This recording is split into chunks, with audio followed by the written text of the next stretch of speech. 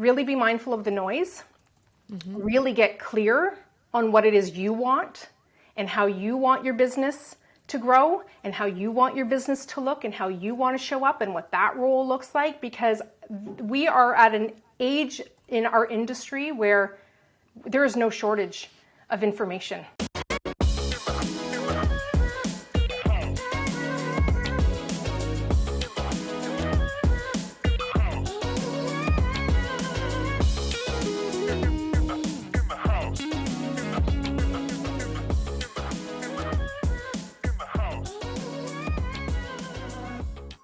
Good morning, everyone. Welcome to In the House Podcast. I'm Jenny Woon. I'm Tony Singh. And we're welcoming our guest today, Michelle Risi from Toronto. You are the broker owner of Royal Lepage Connect Realty. Welcome to our show. Thanks for having me. Thanks for coming on. I know that we've been trying to get you on. Well, actually, I've been a big fan of yours following. And actually, Tony and I, we want to share with you that we were on your virtual workshop for vision boards. I love it. It was like November? Yeah, it was towards the end of last year. So we were doing the exercise with the rest of the group, creating our vision board through Canva. Well, at least I did mine on Canva. I did mine in Canva And then we presented our vision board to, we made it into an episode. Oh, I love it. Oh my gosh, I'm going to have to go and check that out. That's amazing. Yeah, so thank you so much for offering some of the tips, which helped us, create our dreams. You're welcome. Well. You're welcome.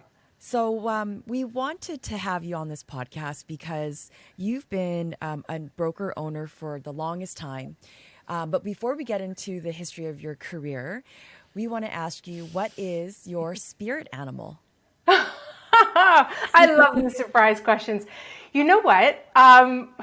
That's a really tough one. I'm going to have to go with dolphin. Ooh, so yeah. Different. And it is. And I you know what? It's interesting. I ended up meeting this woman. She was a shaman, and she was also a Reiki master and a homeopath. And she's the one who kind of planted that seed in my mind. And she's like, you one of your spirit animals is a dolphin. And I was like, oh, well, I love dolphins. They're just such magical creatures. She goes, but you got to really understand their characteristics. And so she was sharing with me the way that they operate in their pods. And they're very family oriented, very mindful of their children per se. And they will never go off to play on their own unless their children are taken care of. And I was like, oh, I could totally see that. Yeah, so I'd have to say dolphin. Are you speaking of your own agents or your own kids? My own kids. And agents. I guess, when you've got that trait, it's very hard for it to shut off at some point. Sure. So it does filter into the rest of your life. Yeah. So, Michelle, we know that you're a mom of two. But tell our listeners a bit about your career path in terms of becoming a broker owner in Toronto. Yeah, I'd love to. Thank you. Well, I started at the very young age of 13. I was born and raised into the industry. So my mom was always in real estate sales when we were very young. And so my very first part-time summer job was at the brokerage that she was working for. They needed some part-time help. And so, I casually lied on the resume to say I was a little bit older, although I don't know that it was much of an issue back then as it is now, but that was my entry into the real estate world. And I always kept a position in real estate. And so as my mom sort of progressed in her career and moved on to management and then moved on to brokerage ownership, where we started the family brokerage, it was natural then that I was always a part of that. And so I have pretty much worked every position possible in a brokerage, which I think has worked to my advantage. It's probably not the quickest route, that most people would think to get to where I am, but it allowed me to really learn and understand the ins and outs of brokerage business. And so I've done everything from front office to deals office to sales to management. And then as we were growing our family brokerage, an opportunity came up in a different market to acquire another brand, another brokerage. And so we jumped right in, and that's where I've been ever since. Wow, amazing. Yeah. Can you share with us, I just want to throw this out there, that I'm sure the scalability is a bit different in comparison to 20 years ago, 30 years ago, where a lot of things are now digitalized. So can you share a little bit of like when you first started with your mom and now maybe some positions that have been like eliminated since then? Yeah, I don't know if there's actually been an elimination of positions, to be honest with you. If anything, I think the implementation of technology and all of the different now tools that we have available that we didn't before has opened up the doors for more different roles and different opportunities in the business. But when I first started, we were still typing offers on a typewriter with carbon copy paper, which was always fun because if you made a mistake, you had to rip it out and start all over again. And so I've really seen the evolution of technology and how it's changed the way we can do business and the access to clients and marketing and things that we just didn't have before that were really boots on the ground kind of activities. So it's been really interesting to see the evolution. Okay. And how about describe your culture a little bit at Royal Lepage? Yeah, well, Royal Lepage itself is a Canadian brand, so it's over 100 years old, so it really embodies the Canadian culture. I feel there's a lot of collaboration, a lot of respect, a lot of networking that goes on, and a lot of mutual encouragement. You know, in any kind of sales industry, I think there's always going to be that dog eat dog, energy that's there. And I think what Royal Lepage as a brand does differently is that it really embodies the Canadian characteristics of helping. And it's actually the tagline, helping you is what we do. And so I really do think it's the perfect tagline. So I think that naturally filters into, the agents that we attract and even the leadership that we attract, that everybody really has that shared mindset. So the culture, I would say, is very much collaboration, very much growth mindset. I'm a big believer in training, education, self-development. And so I think that naturally kind of, spills downward and you end up attracting the people who also believe in that. So that's kind of how I would describe it. Which leads us into a great segue into the Aligned Agent Academy. So tell us more a little bit about what that's all about and who it's best suited for. Yeah, so that was a really interesting journey for me. So when I came into brokerage operations, I was really determined to kind of find my own niche. Being in a family business, if you've ever had any experience in a family business, there's obviously the parent leader. And, as a child, you always try your best to differentiate yourself, right? Like, I'm going to do things differently. And so that seemed to be my mission, was really find where I could use my strengths that were unique and really be able to leverage those. And so I always naturally gravitated to the education and training. So even in our family brokerage, I had created the educational division of the company and started creating training programs and coaching. And I really found that really was true alignment with who I was, how I wanted to help people, how I could best serve people. And so the Aligned Agent came out after I actually got into brokerage ownership.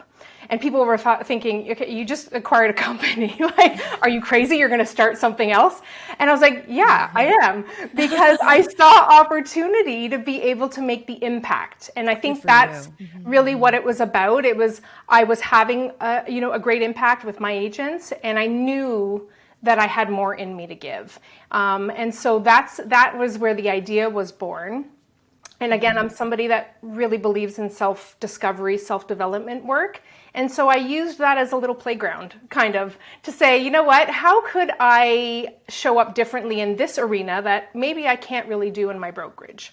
Yeah. And that's where I really started focusing around mindset, looking at self-discovery as a tool for self-awareness, and how does that all play into this word alignment?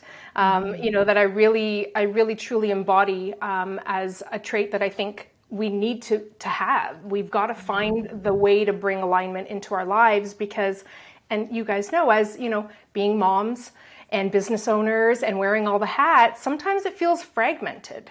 And it feels like everything's in competition with one another. And so I was really sensitive to that and really wanted to create a space and tools for people like me who are ambitious, who have a business, who also, want to feel whole and complete and not stressed out and really find that alignment in their life. So that's really where it was born from.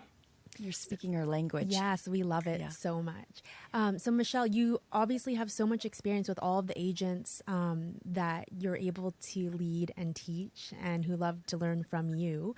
What would you say is the most common struggle that you observe with your agents?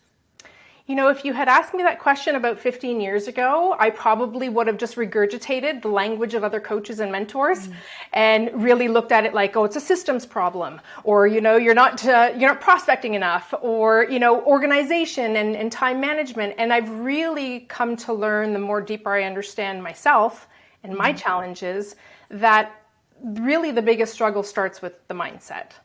And it really starts with what is the underlying motivation for doing what you do?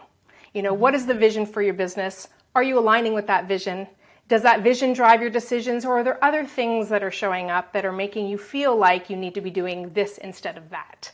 Right. And so I really truly believe that when you take a look at the role mindset plays in human behavior, in motivation, in productivity, that once you have that piece figured out and you are really mindful and aware of what role that plays, that everything else will just follow suit. So I really truly believe that a lot of the struggles we face are starting with the mindset piece, the beliefs that we're carrying about ourselves, what we think success has to look like, what a successful person needs to look like, because we're constantly comparing, right? As humans, that is how we learn and that's how we navigate the world. So we're wired to make meaning out of everything. And so as you're going through, you're like, okay, well, what does this mean? Does it mean I'm not good enough? Does it mean that I need to do better, do more, right? And so these are the gauges that we're subconsciously using to navigate our life. So this is so our jam. So Okay, good. the reason why we're saying this, that it's our jam, Michelle, is because we're both mentors and coaches.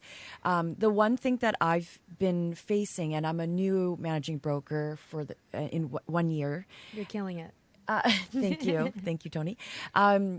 Is the mindset is such a broad topic, but the deep conversations, imposter syndrome, self-limiting beliefs, where is like the inner child traumas.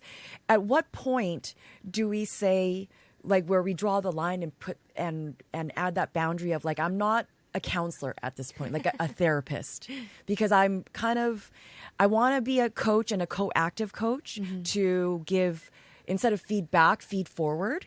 So I'm struggling with how much time should I spend on talking about their self-limiting beliefs? Yeah, that's a good question. Yeah, and I think it comes down to anything. Even if you weren't training or mentoring on mindset and it happened to be a skill set, the person in front of you has to be ready for it. So I think there has to be a readiness to understand and to want to learn and explore what that means and the impact it's having. That saying, when the student is ready, the teacher will appear. It's almost along those lines. So I think, as helpers, I can only speak from my own experience. As somebody who's very much driven to help people and always have been, I struggled with that boundary issue of like wanting to save the world, right? Wanting to make it all better for everybody. And I think part of my journey and part of a business owner's journey is understanding what are your skill sets and strengths and how do you best serve people.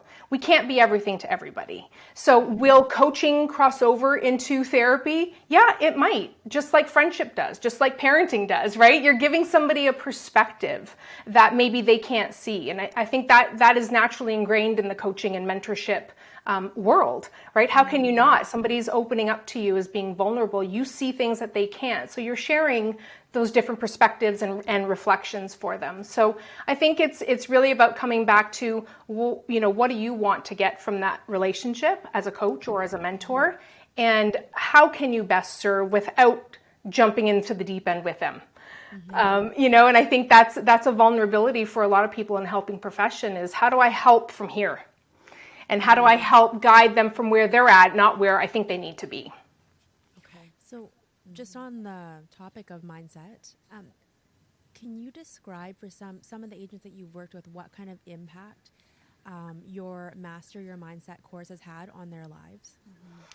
Yeah, you know what? I am just so in love with that course, that program. And the reason why is truly the feedback that I get. When you're working with mindset, you don't know what outcomes people are going to get.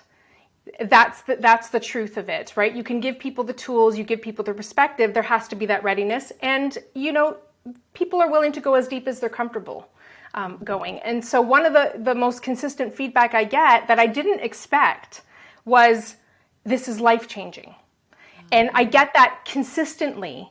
And I think what it does is it empowers people to have tools that make them feel more in control, where they don't feel so vulnerable or powerless against these thoughts that we're having. And it normalizes the fact that we have negative thoughts. And I think that's a big one because, being raised, we're always taught, put on the smile or think positive or don't think like that. And it doesn't serve us. I truly don't believe that it doesn't serve us. I'm not suggesting that we need to be all negative and, looking at all of those. But if we don't welcome the negative thoughts, understanding that we have them anyways, because it's part of the human experience, then all we're doing is pushing it away. And anything that you resist strengthens. And so I think the biggest impact is really giving people the awareness and the tools to know how to manage that. That can then be applied to other areas of their life. I think, a big one, so I had just wrapped up an Unlock Your Success program, which is one of the graduate programs to master your mindset. And that one really looks at our success identity.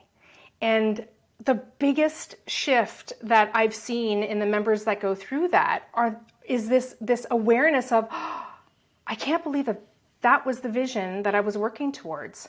And I never once stopped to think, is that what I actually truly want? Mm-hmm. And as women, unless you were fortunate to be raised by a strong female role model in business, really the majority of our, people that we would look up to in leadership roles were male. And so a lot of the women that go through my program stumble upon their own realization that I've been kind of using this vision of a male figure and their traits and strengths, as opposed to really understanding, what do I bring to the table and how am I supposed to, help people and have the impact that I have. So, I think it really is just empowering people with the tools to understand who they are. And the deeper you understand who you are, the more in control you can be. Awesome. For team leads like myself and Tony, and for team leads where there's like mini teams at other brokerages, if they are wanting to take coaching courses or get certified, do you have any recommendations on what third-party resources that we can sign up for?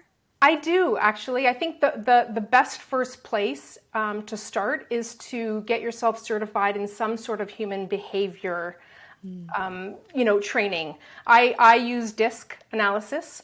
That's something that I'm certified in. And it was just something that was introduced to me. I understood it. It made sense. And so I went on that certification. But there's a ton of other personality profiles, if you will, that you can use. And I think that tool alone is worth its weight in gold in terms of your ability to coach people, because part of coaching is being able to understand somebody and being able to speak the language that they need to hear, as opposed to, speaking the language that we want to share. And so to understand people, when you have a framework like DISC, like Myers-Briggs, like any of these other profile platforms, it gives you an opportunity to concretely look at people and be able to say, I got it. I've got a good, picture about this person and what their needs are and their communication styles and what motivates them and what their fears are.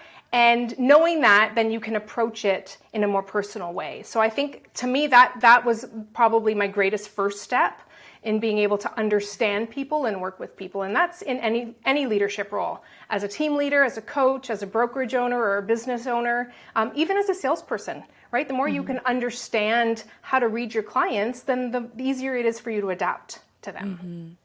Yeah. Do you actually get each agent to fill out the DISC test as you're onboarding them?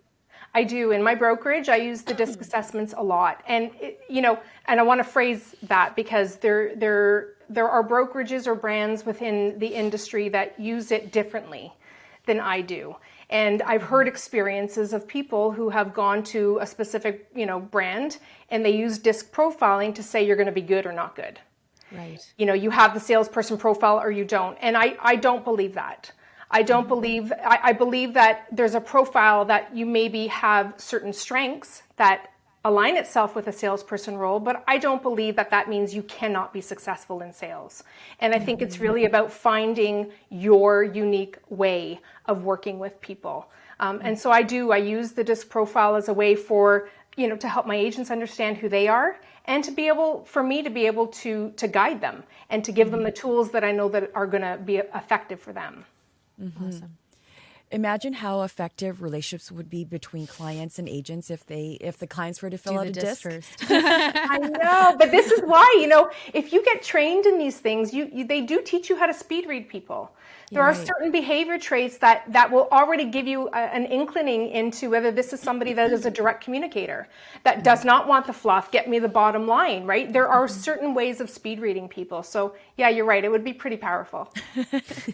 What are a few tips that you can offer to our agents in order for them to maintain that momentum to make the most out of 2023? We're hearing the words recession. It could be a little bit slower than 2022. So what can they do now before we get into the last half of the year to just stay focused? Yeah, I think the big one is to literally tune out the noise. I would be very cautious about what opinions you are taking on as your own. Nobody has a crystal ball. I can tell you, having been raised in the industry, that there have been agents that have had their best years ever during a recession. Yeah. These are all market condition changes. I think what really impacts whether you do well or not is how often and how persistent and consistent you are in your business. And so I think the way to, my philosophy is this: if our goal is success, whatever that is defined as by you, then your job is to figure out what those blocks and obstacles are going to be for you to get there. And I think right now we're seeing overwhelm. And, when anybody is tipped into a state of overwhelm, whether it's family life, health related, relationship related, business related, you simply just don't function your best, because physiologically, you can't. Your brain has a certain capacity for processing information and for keeping you calm and steady and focused and energized. And when you're in a state of overwhelm, you don't have that ability to focus. So I think it's our jobs to go, what do I need to tune out? And it doesn't mean that we're saying they don't exist. It doesn't mean that we're not going to be mindful of them, but what are you absorbing? What are you bringing into your sphere of energy? Because that's going to impact how you show up, how you look at things, right? The lens that you wear to see things from, and that's going to impact your decisions. So I think a big one is really be mindful of the noise. Really get clear on what it is you want and how you want your business to grow and how you want your business to look and how you want to show up and what that role looks like, because we are at an age in our industry where there is no shortage of information.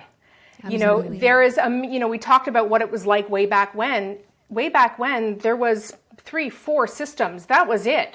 And now there's an abundance, right? There's too many ways of doing the business. And, the way I kind of describe it is I really do see 3 groups of people.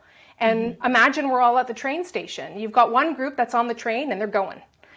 They're doing their business, they're focused. You have another group that's going, oh, I don't know if I can get back on that train. I don't know if I have the skills. I don't know if I have the know-how. It feels too competitive. And then you have another group that's going, which train should I take today? And they're not able to commit or stay focused. And so if we kind of go with that analogy, right, that picture, it's really about identifying what do you need to get onto the train and move. Because as long as you're in motion and taking action, something is going to happen. For sure. You mentioned consistency as being important for 2023 and keeping momentum. Do you have, if you were to pick 3 actionable strategies for agents to stay consistent with their routine, what would they be? To stay on that train. Yeah, to stay Good on one. the Yes, train. to stay on the train. Yeah, exactly. I think first and foremost, when you're looking at what you're doing every day, I think we have to really scale it back. I think a lot of people have gotten caught up in the whirlwind of doing a whole bunch of things in their business, and it's really hard to be effective when your energy is dispersed that far wide. And so I think getting very clear and prioritizing what is important. And by prioritizing, I mean, when you have a to-do list, if you know, and we all work differently. Some people need structure. Some people like a little bit more flexibility and flow. Regardless, I think we need to be mindful that we're not committing to more than 3 things. And every day when you get up, it doesn't matter how long your to-do list is, prioritize your top 3. And when those are done, then you can move on. So I think that's one way to stay consistent, is to really start scaling back. Where are you focusing your energy and your time and your resources? Because all of that is finite, right? We only have a certain amount of hours in the day and a certain amount of energy that we can use. So being very mindful about what you're prioritizing is number one. I do believe that having a practice in place, a routine, is important. And I think coming off of COVID, where everything just was like, I don't know what we're doing, right? We kind of lost touch with the structure, the level of structure that we need. And I think having a routine in place allows you to stay focused so that you're not being caught off by shiny objects, the shiny object syndrome, right? And so having a routine in place is important. And I think really just being mindful of how are you taking care of you, first and foremost. Yeah. Yeah. How does that day look like if we were to break it apart to like income producing activities, to going to an appointment, to, putting in, making sure you have a healthy meal in between that? So would you, like, I've always been recommending to the agents, like 9 to 12 would be the outbound calls, like making those calls or doing the door knocking, and then leaving the afternoon for appointments. Is that something that has been effective with your agents? It has. The way I approach it is I sit down with an agent and I'll say, what are your actions? What are the activities that you need to do in your business, right? Describe to me your role, describe to me your life, right? We all have different things outside of our work that require us to be there and be responsible for. So all of our days are going to look differently. For some people, mornings might work, some people it won't. So I start there and I really help them categorize all the activities that they need to do, and we put them in buckets. Okay. You've got your revenue generating activities, things that are meant for lead generation that are going to grow the business. You have a lead follow-up, right? You have your administration tasks. I mean, we wear multiple hats as business owners, and so we're always doing something. There's always something to be done. So I help people get clear on what are those actions, and then I have them time block what that looks like for them. And when I time block, I don't start with business stuff. Actually, the very first thing I have them do is put in their non-negotiables. And that is, if you have children to pick up, then that goes in the calendar first. If you are the one that's responsible for meal prep and planning, that goes in the calendar, right? If you have another job, if you have another responsibility outside of this, put all of that in the calendar first and then build your business around it. Because here's the tendency when we don't do that, we end up pinning 2 things against one another. And it's like, well, so-and-so said that I should cold call between 8 and 11 in the morning because that's when you get the most calls. So I'm going to schedule it there. But then we don't stop and think, well, what does my morning look like between 8 and 10, right? I'm certainly not going to be ready if I've got young children and I've got to get them out the door and breakfast and all of that. And that's when we find ourselves pinned against this work-life balance, which is so elusive, right? Because it really doesn't exist. It's really about prioritizing all the things that are important to us. Awesome. If there's an agent who's working with clients who are kind of on the fence, what can you give us, like a dialogue or language around that of how an agent can approach that buyer? Yeah, my rule number 1 is ask questions. I think oftentimes what holds us back is thinking that we have to have all the answers. And we have to be prepared to know exactly what to say in exactly the same way as somebody else said it. And I think that makes that very difficult for us to just show up and be present with our clients and to really understand what's going through their minds. And so if there's any hesitation of, should I buy now? I'm not sure. Maybe now's not the right time to sell, or we've changed our mind, or whatever the dialogue is, my advice is ask more questions, because if you don't have a clear answer, it means you don't know enough yet about what their situation is and what they're struggling with.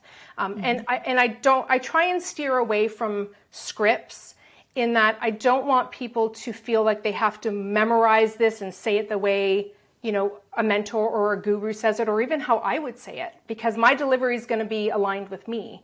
But I do empower people to say, understand the script, because they are designed to keep a conversation going. Right. And where we might stop the conversation because somebody gives us a no, right? The scripts encourage you to ask another question.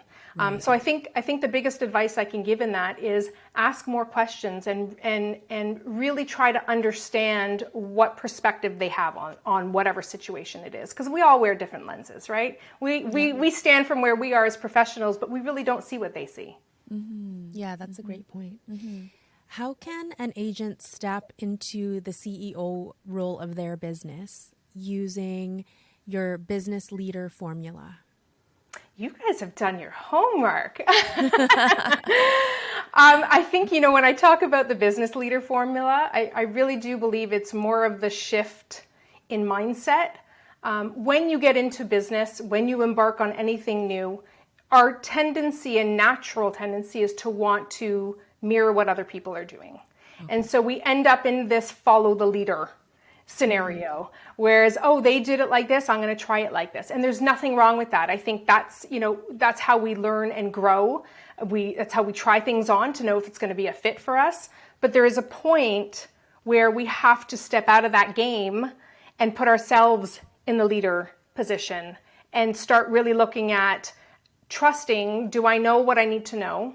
And do I have clarity on where I want to go? And if I do, then what are those steps that I need to take to get there, so that you're not constantly comparing yourself to other people, and saying, I didn't, maybe I should change this, or change my CRM, or change my brokerage, or change this because so-and-so's doing it and they're doing better than I am. Mm-hmm. So that must be the reason why. And those are the traps that I think we fall into in entrepreneurship, is comparing ourselves, and it takes us off course. It takes us out of alignment when we do that.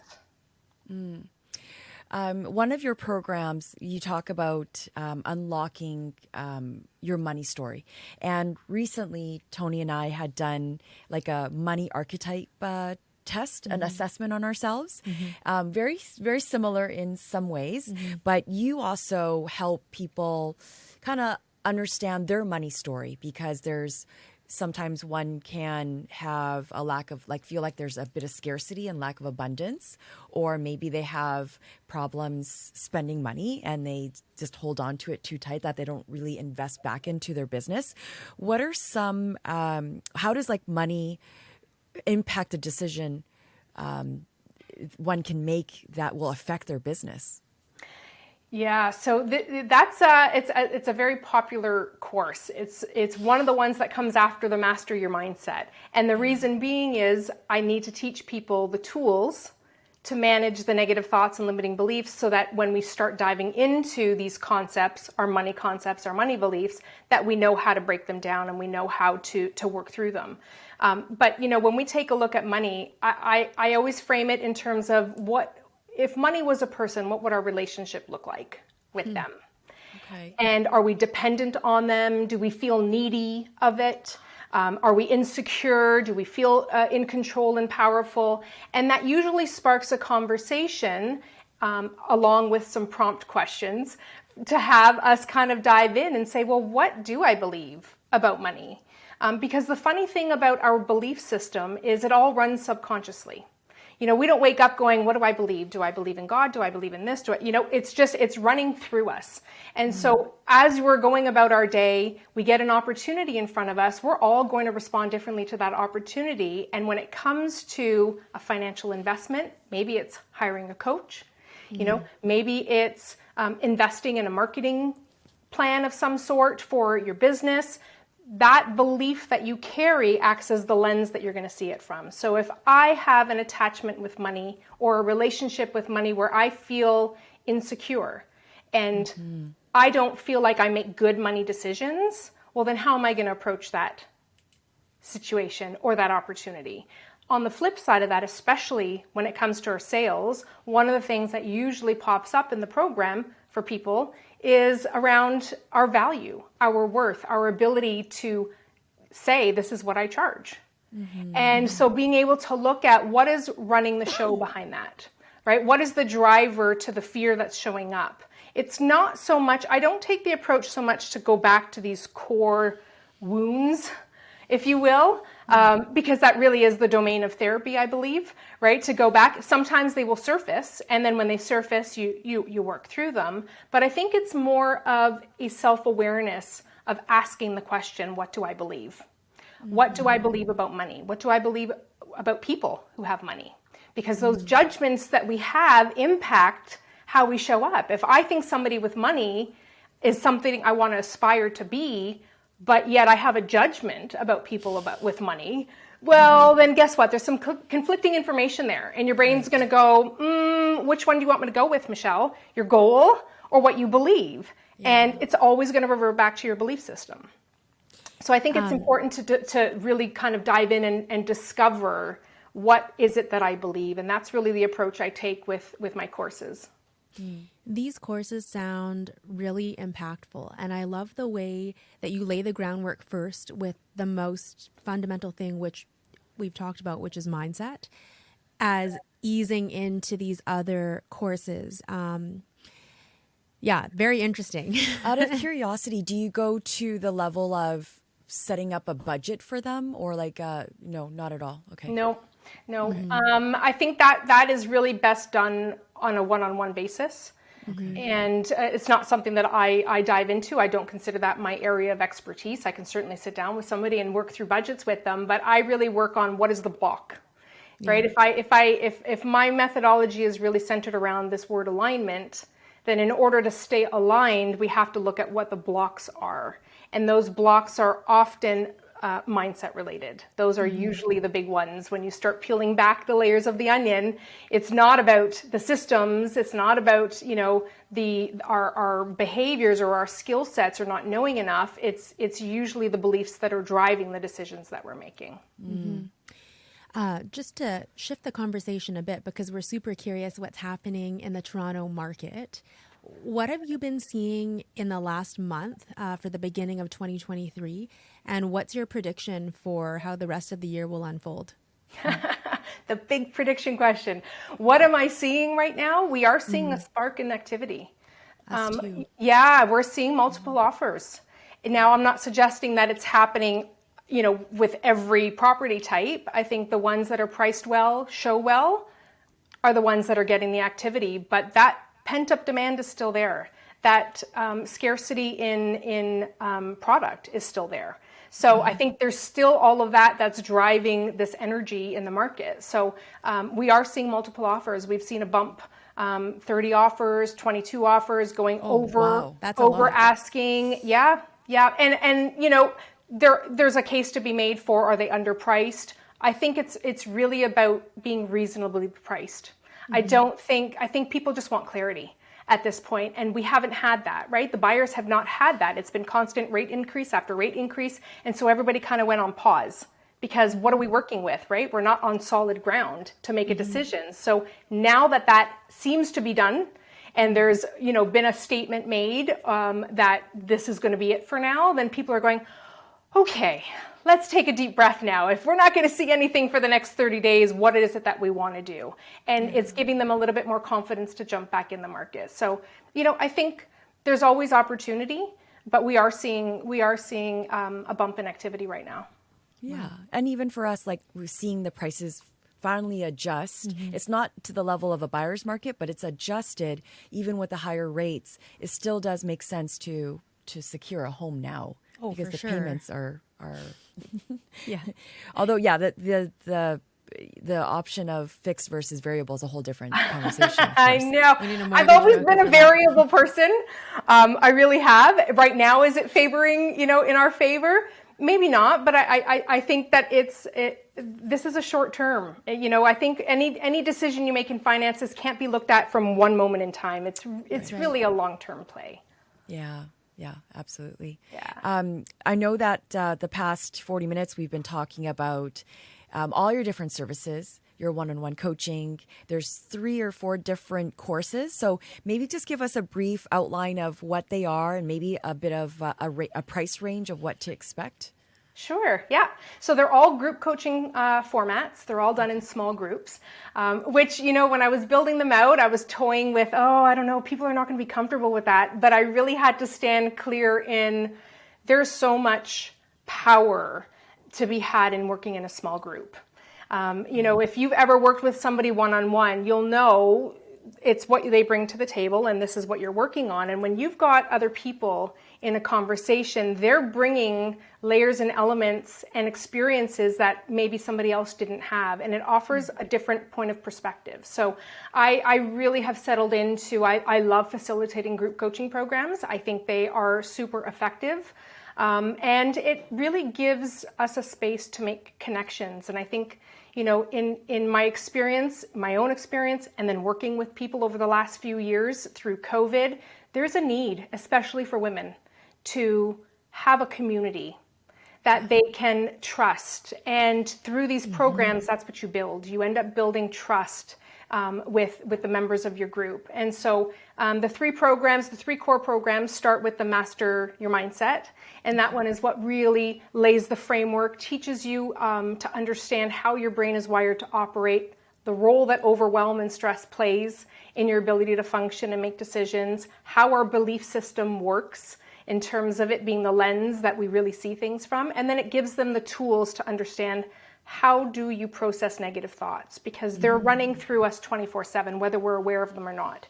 And so that program there really teaches the fundamentals that I believe are needed in order to do more of a deeper dive and explore other areas of our life. And so one of them we kind of talked about was the Unlock Your Money story. And that one is really getting curious to look at, what do I believe about money? What are the judgments I have? And how is that blocking me from achieving my goals? And then the program after that is the Unlock Your Success program. And that's the one that really explores our identity around success. And, what I love so much about that one is it's not these big, shifts that people get. It's like, oh my God, I'm going to take on this whole new persona. It's the little things that get shared that you see people just kind of unleash a little bit. It's not uncommon for me to, have a member in the group that says, for the longest time, I didn't realize it, but I always thought my curly hair was unprofessional and unpolished, and I didn't realize how it actually stopped me. It's little things, little identity pieces that we pick up along the way from when we're very young that form into this ball of who we believe we are and who we believe we need to be. And so I take people through a really creative process to just gently explore, who are you? Who are you? What are your strengths? And do you see those strengths? And are you using those strengths? Or is that, proverbial photo on the mantle that you're constantly looking at and aspiring to be, how close of a match is that to you? Right. And really realigning. It's really about, closing the gap between who we are and who we think we need to be. Ryan Serhant from $1 Million Listing New York, he kind of mentioned in his book about his gray hair, because he used to be a bit bigger and self-conscious about his gray hair. But he actually took advantage of that because he started so young. Everybody thought he was older because of his gray hair. And so now he just carries it really well, and it suits him. And I think that's reminded me of that story. Yeah, it could be physical traits that are block. It could also be, and a big one for a lot of people in the sales industry is, I'm not aggressive enough. I have to be more aggressive. And it's like, well, okay, let's explore that. What does aggressive look like? Do you want to be the person at the table that's barking orders and not listening? Like, what is the image of aggressive that you have? Because whether you question it or not, your brain is using that information to guide you. Totally. And so it's even looking at, again, what are those concepts we have around success, and where are we blocking ourselves? Totally. Yeah. And we didn't mention at the beginning that you have your own podcast as well. Where can our listeners find you? Well, I have to commend you ladies because you are much more consistent with your podcast. But I do. I play with long form, short form podcasts, and I really, for me to be able to stick with it and use it as a tool to be able to, have the impact, I really had to get clear on, I'm okay to have some flow in there, right? It doesn't have to be so regimented. So the podcast can be found on all major platforms. It's the Aligned Agent podcast. It's available on YouTube as well. And I just explore different concepts, different negative thoughts, mindset stuff. I'm a jack of all trades, if you will. So I like to really explore the lifestyle component of what makes us us, and how can we bring it all into our life and business so that we're not walking around fragmented all the time. Which we really appreciate, because that's one thing that we're always trying to seek is not the work-life balance that you said that doesn't exist, but it's the time management of things. Yeah. Especially and with the also woman. being in alignment too. Yeah, in alignment with our that's values. Important. So we always end off with 5 rapid fire questions. All right. And super quick answers. So the first question is 3 words agents would use to describe you. Oh my goodness. Steady, compassionate, creative. Okay. Something you are loving right now. I'm loving journaling and creating right now. I really found that, the Academy allows me to explore my creativity, not just in writing, not just in podcasts, but like, how can I create something? And so I'm constantly creating programs, ideas, tools for people. So I'm really loving that aspect of things right now. Who or what is your biggest inspiration?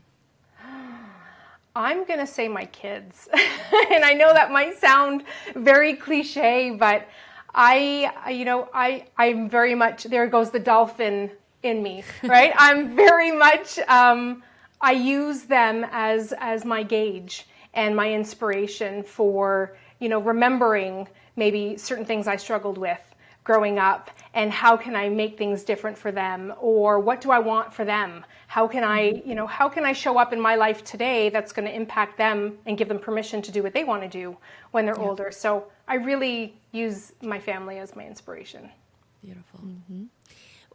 What is your favorite morning or evening ritual? I would like to say just lying in bed and closing my door. I really do like to just have those moments of quiet. I'm very mindful, try to be mindful. No one's perfect. I don't claim to be, but I really do try and be mindful of not picking up my phone right away in the morning and just giving myself a few minutes to collect my thoughts. I'm, part of the programs I teach also teach a tool that has us listening to certain statements in our own voice morning and night. And so I really bring that in. So I think stillness is probably a big piece to my routine. I am not an extrovert by nature, meaning, I can talk to people, but I really collect my energy being in my own zone and space. And so I'm very intentional about building that in the morning and at night. And sometimes that means locking the kids out and my husband out. That's fair. Best advice you've ever been given? That's a really hard one. I've been given a lot of great advice from a lot of great mentors. I think the best one that I've been given is to, welcome all thoughts and emotions to the table. I think, growing up, I was a very emotional child. And so I, was always like, why are you crying? Why are you crying? I was like, I don't know. I just am. I'm frustrated. I don't know. And so, there's a lot of shame that kind of went with that. It was like, don't Don't think negatively. Don't show that emotion. That's not proper. And so I think, the advice that I was given way back when was welcome it, because again, what you resist, you strengthen. And if it's, if it has to be released, it's released. If you have to have a negative thought, it's there for a reason. Look at it. Doesn't mean it's true, right? Just because we think things doesn't make it true. That's probably the second best piece of advice I've been given. Yeah. Acknowledgement's important. Yeah. Final question. Where can our listeners find you? I think the best place is probably Instagram, only because of the beautiful Linktree tool that we get access to, that has all of the links to my programs, the podcast, my contact, where to reach me, my A.L.I.G.N Method guide, any tools that I kind of create. So Instagram is probably the best place, and my handle is my first and last name, so @MichelleRisi. Thank you so much. Perfect. And I know that I mentioned that you service Toronto, but is there any specific pockets that your brokerage kind of, what's the radius around that? Yeah, actually, between the two brokerages that we have, we serve 3 of the fastest growing regions. So we are present in York region, in Peel region, and Durham. So my brokerage, Royal Lepage Connect Realty, has a majority of our offices out of Durham and Toronto, and then our sister company is York region, Toronto. Awesome. That's great. Thank you, Michelle. Thanks Thank for you coming so much on. for coming Thank on our show. We you. really appreciate your time. I know you're super busy managing the agents, managing the brokerage, and doing your podcast and blogging and on your Facebook as well. I'm Jack of part all your trades, Facebook for sure. community, So Well, thank you. I'm really, really grateful for the opportunity to speak with you ladies. thank you. Thanks, Michelle. Thank you.